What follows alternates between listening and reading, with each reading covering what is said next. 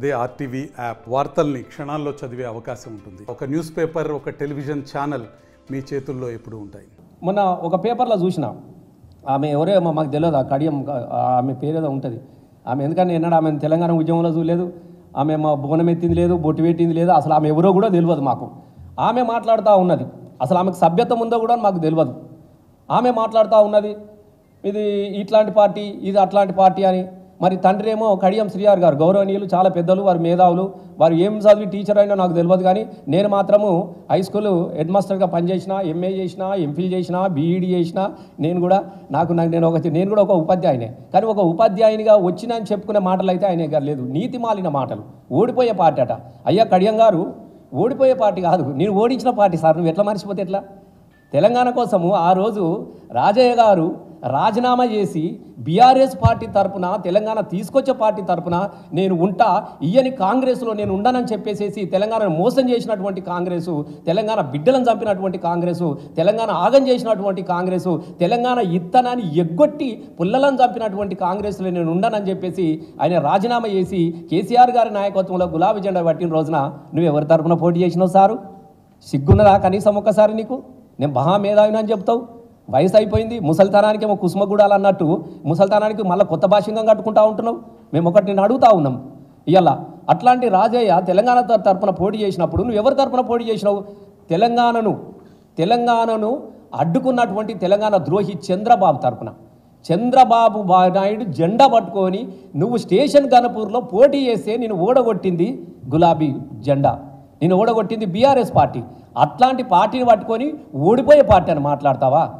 నిన్ను ఓడగొట్టింది, నీ తప్పుని చెంపలేసుకొని నేను కూడా తెలంగాణ తీసుకొచ్చే పార్టీలకు వస్తానన్నప్పుడు నిన్ను ఆహ్వానించి మళ్ళా నిన్ను గెలిపించింది ఇదే బీఆర్ఎస్ పార్టీ, ఇదే గులాబీ జెండా. ఆ చరిత్రను మర్చిపోతే ఎట్లా?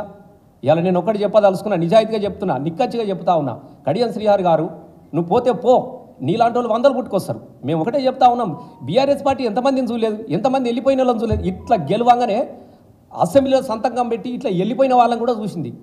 కొత్త కాదు కదా పార్టీ, ఇది ఉద్యమ పార్టీ, ఇది కొత్త తయారు చేసుకుంటుంది. ఇది ఒక పెద్ద ఉత్పత్తి కేంద్రం, వందల వేల మందిని తయారు చేస్తుంది. తెలంగాణ రాష్ట్రాన్ని సాధించినటువంటి పార్టీ, తెలంగాణలో నాలాంటి కళాకారులను, అలాగే విద్యార్థులను అనేక మందిని రాజకీయాల్లోకి తీసుకొచ్చి వాళ్ళను రాజకీయంగా వాళ్ళని నిలబెట్టి ప్రజల్లో నిలబెట్టినటువంటి పార్టీ. ఇలా అట్లాంటి పార్టీని పట్టుకొని నేను ఓడిపోయే పార్టీలో మరి ఓడున్నమన్నాడు రాజీనామా చేయి వెంటనే. నేను చెప్తున్నావు కదా, నీకు దమ్ము ధైర్యం ఉంటే ఓడిపోయే పార్టీ అన్నావు కాబట్టి నువ్వు వెంటనే నీ ఎమ్మెల్యే పదవికి రాజీనామా చేయి. ఓడిపోయే పార్టీ ఏదో గెలిచే పార్టీ ఏదో గప్పుడు తెలుసుకుందాం, మనం పార్టీ నుంచే నిలబెట్టుకుందాం. ఇప్పుడు గెలిపించినటువంటి పార్టీ మీద నువ్వు ఓడిపోయే మాటను ఎప్పుడైతే మాట్లాడినావో ఖచ్చితంగా నీ పదవికి నువ్వు రాజీనామా చేసి నువ్వు మాట్లాడే మాటలకు ఏమైనా విలువలు ఉంటాయి తప్ప సొల్లు కబుర్లు కానీ నీతి మాలిన కబుర్లు కానీ నువ్వు ఎప్పుడు కూడా చెప్పదు. కడియం శ్రీహరిని ఇవ్వాలని నేను చెప్తా ఉన్నా, పాత్రికేయుల మిత్రులు వాళ్ళ సాక్షిగా నేను చెప్తా ఉన్నా. కడియం శ్రీహరి మొదటి నుంచి కూడా మాదిగల ద్రోహి, మాదిగ జాతి అంటేనే ఆయనకి కండ్ల మంట. మేము మంచిగా ఉన్నాం, మేము మా బీఆర్ఎస్ పార్టీలో మేము మంచిగా ఉన్నాం, చాలా గొప్పగా బతికినాం. అనేక మంది మాదిగలకు కూడా చాలా అవకాశాలు వచ్చినాయి. ఎప్పుడైతే ఈ కడియం శ్రీ అనేటోడు అడుగు పెట్టిండో అప్పటి నుంచి మాదిగ జాతిని ఒక్కొక్కని లేనిపోని ఆరోపణలు చేయించుకుంటా, లేనిపోయిన కుట్రలు చెప్పుకుంటా మాదిగ జాతిని మొత్తం నిర్వీర్యమయ్యేదాకా ఒక శిఖండి పాత్ర పోషించుండు కడియం శ్రీహరి గారు. ఆ రాజన్న జీవితాన్ని అట్లే నాశనం చేసిండు. అలాగే ఇలా మా ఆరూరు రమేష్ను ఇళ్ళకై పోయేదాకా అట్లనే పెట్టినాడు. అట్లాగే పసునూరు దయాకర్ పోయేదాకా అట్లే పట్టినాడు. ఒక్కొక్క మాదిగ బిడ్డను ఆ నియోజకవర్గం వరంగల్లోనే వాళ్ళ ఉనికి లేకుండా చేసే కుట్రలో భాగంగా అనేకమైనటువంటి కుట్రలు కూడా ఇలా తెలంగాణ ప్రజలు కూడా చూసినారు. ఎందుకనంటే ఆయనకు నాకు విచిత్రం అనిపిస్తుంది. అనేది ఇప్పటికి కూడా నేను చెప్తా ఉన్నా, అసలు ఆయన ఏంటిదో నాకు అర్థమైతలేదు. ఒకళ్ళు అంటారు వాళ్ళ అమ్మ బయలామే, నాయన ఇంకొక ఆయనే, లేదు ఒకళ్ళు అంటారు ఒకళ్ళు ఇది ఒకళ్ళు అదంటారు. అసలు ఆయన అటుగానోడు అవుతుండే ఇటుగానోడు అవుతుంది. మరి అటు ఇటుగానోడు ఏమంటారు నాకు తెలియదు. గదే పాత్ర పోషిస్తూ ఉన్నాడు. ముందు నువ్వేదో క్లారిటీ, ఇలా ముందు ఏదో ఒకటి చెప్పాలి కదా. నేను అందుకే పార్టీని కూడా అడుగుతా ఉన్నా, కాంగ్రెస్ పార్టీని అసలు చేతులెత్తి నమస్కరిస్తూ ఉన్నా. తెలంగాణ మాదిగ జాతికి ఓ తెలంగాణ మాదిగ బిడ్డగా, తెలంగాణ కళాకారునిగా, తెలంగాణ రాష్ట్ర సాధనలో గొంతెత్తిన బిడ్డగా నేను చెప్తా ఉన్నా. దయచేసి మీకు చేతులెత్తి నమస్కరిస్తూ ఉన్నా. మాదిగ జాతి అనేది కాంగ్రెస్ పార్టీకి మనం ఓటేయద్దు, దయచేసి చెప్తా ఉన్నా. మాదిగలను మొదటి నుంచి కూడా అంటరానోలుగా చూస్తున్నటువంటి పార్టీ. ఇలా 3కు 3 సీట్లు ఉంటే 3 సీట్లు 80 లక్షలకు పైగా జనాభా కలిగినటువంటి జాతి మా మాదిగ జాతి. 3 సీట్లు ఉంటే ఒక్క సీట్లనన్నా కనీసం ఇంత అంటరాని వాళ్ళుగా చూస్తారా మీరు మాదిగ జాతిని? ఇలా మాట్లాడాలి మందకృష్ణ గారు కూడా, ఎక్కడున్నా నాకు తెలుస్తలేదు, నువ్వు కూడా మాట్లాడాలి దయచేసి. ఇలా ఎందుకు అడుగుదాం, నిలబడదాం, కొట్లాడదాం. ఈ జాతి ఉనికికే ప్రమాదం వచ్చినటువంటి ఎన్నిక ఇలా కాంగ్రెస్ కుట్ర చేస్తూ ఉన్నది. పెద్దపల్లిలో గడ్డం వంశీ, సరే ఆయనకు 5-6 కులాలు, నేను వాళ్ళ గురించి మాట్లాడదలుచుకోలేదు. గడ్డం వంశీ ఓట్ల కాడికి రాగానే మాది ఈ కులం, మిగతా విషయాలకు వస్తే నో, డోంట్ టచ్ మీ, మేమంతా ఇది. అక్కడ గడ్డం వంశీ మాల, అక్కడ నాగూర్ కర్నూలు మల్లు రవి గారు మాల, ఇక్కడ బైండ్ల. అసలు మేము ఉన్నామా సచ్చినమా? మీరు చచ్చిపోతే సావు డప్పు కొట్టేటోళ్ళం సార్ మేము. నేను 100% చెప్తా ఉన్నా.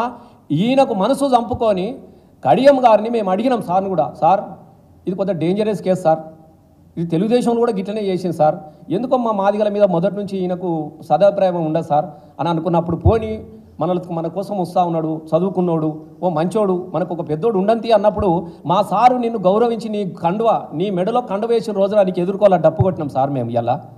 ఇలా రేపు పొద్దుగాల సావు డప్పు కొడతాం కదా, 100% కొడతా ఉంటాం. రేపు కాంగ్రెస్ ఇండ్ల ముంగట ఖచ్చితంగా మాదిగలకు కనుక సీటు కేటాయించకపోతే ఖచ్చితంగా మాదిగలందరూ కూడా మీకు సావు డప్పులు కొడతారు, మీకు సావు డప్పులు కొడతారు. గతంలో మా ఊళ్ళకు రావద్దు కాంగ్రెస్ వాళ్ళని ఎట్లయితే పెట్టిరో, మాదిగల ద్రోహులు, కాంగ్రెస్ పార్టీ మాదిగ ద్రోహుల పార్టీ కాబట్టి మా ఊళ్ళకు రావద్దని చెప్పేసి ఊరూరా మళ్ళీ మీకు ఫ్లెక్స్లు కట్టి మీకు సావు డప్పులు కొట్టే రోజులు వస్తాయి ఖచ్చితంగా అని చెప్పేసి మేము హెచ్చరిస్తూ ఉన్నాం.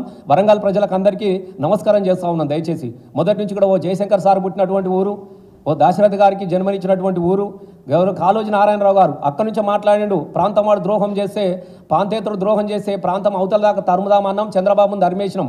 ప్రాంతం వాడు ద్రోహం చేస్తే ప్రాంతంలోనే పాతి పెడదామన్నటువంటి ఈ ద్రోహికి ఖచ్చితంగా వరంగల్ పార్లమెంటు సభలో ఖచ్చితంగా కడియం శ్రీహరికి పాతర వెడతాం, ఖచ్చితంగా పండ వెడతాం, పాడ కడతాం, డప్పుల సావు డప్పు కొడతాం. మరిన్ని వీడియోస్ కోసం ఛానల్ ని సబ్స్క్రైబ్ చేయండి, లేటెస్ట్ అప్డేట్స్ కోసం వాట్సాప్ ఛానల్ ని ఫాలో చేయండి, అండ్ లింక్ డిస్క్రిప్షన్ లో ఉంది.